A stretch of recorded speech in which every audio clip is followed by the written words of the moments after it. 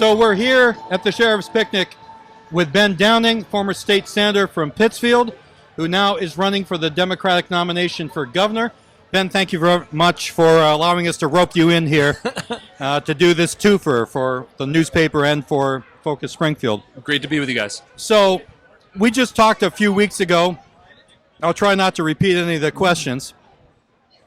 I think one of the things I've been asking state reps today has been how the ARPA money, how the federal money should be used. Mm-hmm.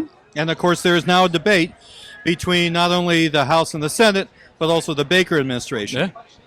So if I had the magic wand and you're suddenly our next governor, how would you use that ARPA money? What would you advocate for now in terms of use of federal funds to get us past the pandemic? Absolutely. So first, I'd be advocating for a similar position, actually, that the governor is. I think the governor ought to be able to put those dollars out into programs right now that are going to address the urgent needs of our communities. Now, what I would do is prioritize 80% of those resources to climate and climate-related goals. We've got to be building a transition to a clean energy economy as quickly as possible, but we have to be using those resources to address our transportation needs, our housing needs, and to rebuild our economies in Western Mass, in our gateway cities. You can do that by putting 80% of those resources towards climate, but also towards other goals around affordable housing, around accessible transportation. That's what we'd be doing in a Downing administration.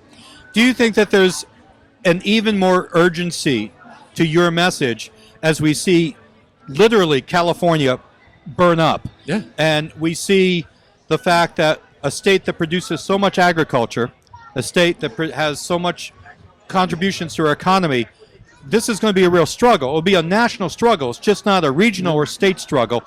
And it will affect us here in Massachusetts.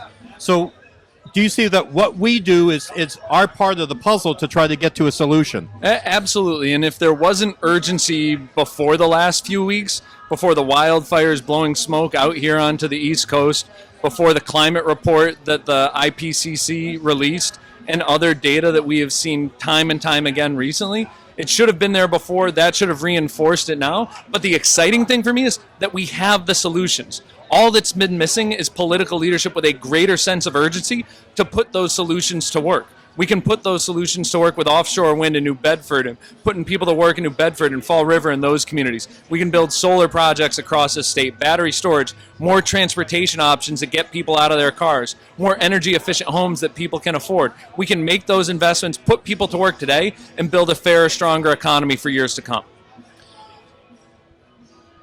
Right now we have a situation in Afghanistan that is simply heartbreaking on so many different levels. Yes. I know Governor Baker said that the Commonwealth would welcome Afghan refugees. How do you feel about this, and what do you think the Commonwealth should do? Because simply this is just not a 2021 issue. This is going to be an issue that's going to extend past the next election. Absolutely. So we should welcome Afghan refugees. By the way, just as we should be reaching out and welcoming migrants from Haiti after the earthquake that we've seen there and the challenges that that country is dealing with.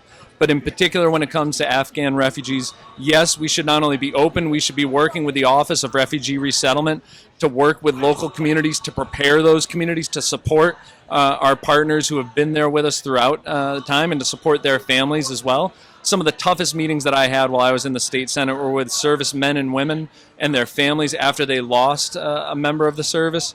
And I know the best way to honor their lives and their sacrifice is to make sure that their partners have a safe place to live, and that ought to be in Massachusetts wherever and whenever they want it.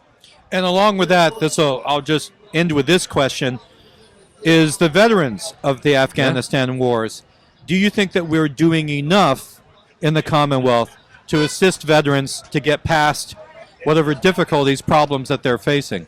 I don't think we can ever say that we're doing enough for those that have lined up to serve us, to make the ultimate sacrifice for us. So we ought to be providing a greater level of service to our veterans, to their families, those who have lost loved ones, and those who are trying to provide the care and comfort to the loved ones who have come home either with physical or with mental health challenges. We ought to be supporting them and making sure that they can put to work the talents and skills they have to participate fully in our economy and our communities. There's a lot more work that we have to do there. Ben, thanks very much for consenting for another interview so close to the first one. Appreciate it, and hope to talk to you again soon. Thanks so much for having me, and always up for it. Thanks so much. All right.